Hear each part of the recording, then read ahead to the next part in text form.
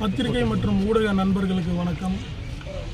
சமூக நீதி போராளி மக்கள் காவலர் மருத்துவர் ஐயாவின் மூத்த பிள்ளையும் இளைஞர்களின் எழுச்சி நாயகர் நாளைய தமிழகம் மருத்துவர் சின்னையா அவர்களின் அண்ணனுமான நம்மை விட்டு மறைந்திருந்தாலும் நம் மனதில் நீங்காத இடம் பிடித்து வாழ்ந்து கொண்டிருக்கும் மாவீரன் காடுவெட்டியார் அவர்களின் 7வது ஆண்டு நினைவு அஞ்சலி செலுத்த உள்ளோம்.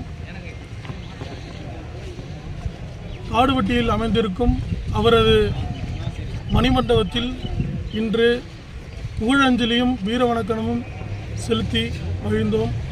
மாவீரன் காடுவெட்டியார் அவர்கள் சொன்னது போல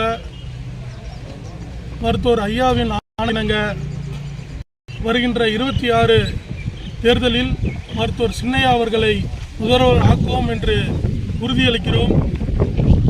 மாவீரனுக்கு காணிக்கையாக வருகின்ற 26 தேர்தலை நாங்கள் வெற்றி பெறுவோம் என்று கூறி விடைபெறுகிறோம். நன்றி.